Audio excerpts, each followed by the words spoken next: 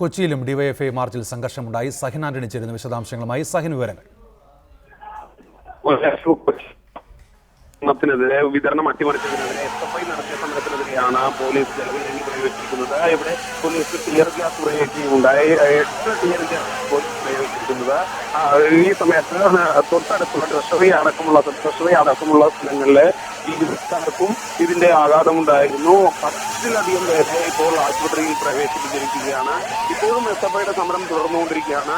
Police ജലപീരങ്കി പ്രയോഗിച്ചിട്ടും ഒപ്പം തന്നെ മറ്റ് ടിയർ ഗ്യാസ് അടക്കമുള്ളവ പ്രയോഗിച്ചിട്ടും വിദ്യാർത്ഥികൾ തിരിഞ്ഞു പോകുന്നില്ല. അവർ മുദ്രാവാക്യം വിളിച്ചുകൊണ്ട് പോലീസിന് മുന്നിൽ സംഭരിച്ചു നിൽക്കുന്ന ഒരു കാഴ്ച തന്നെയാണ് ഇപ്പോൾ കാണാൻ കഴിയുന്നത്. ജില്ലാ വിദ്യാഭ്യാസ ഓഫീസറുടെ ഓഫീസിലേക്ക് നടത്തിയിരിക്കുന്ന മാർച്ചാണ് SFI ഇപ്പോൾ നടത്തിക്കൊണ്ടിരിക്കുന്നത്. ഇതിനു മുൻപ് ഡിവൈഎഫ്ഐ നടത്തിയ മാർച്ച് സമാധാനപരമായി തന്നെ പിരിയുകയായിരുന്നു. എന്നാൽ SFI നടത്തിയ മാർച്ചാണ് ഇപ്പോൾ സംഘർഷത്തിലേക്ക് നീങ്ങിക്കൊണ്ടിരിക്കുന്നത്.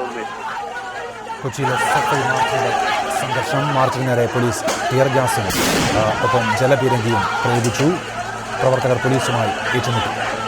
സഹിൻ ആന്റണിയാണ് വിശദാംശങ്ങൾ നൽകിയത്.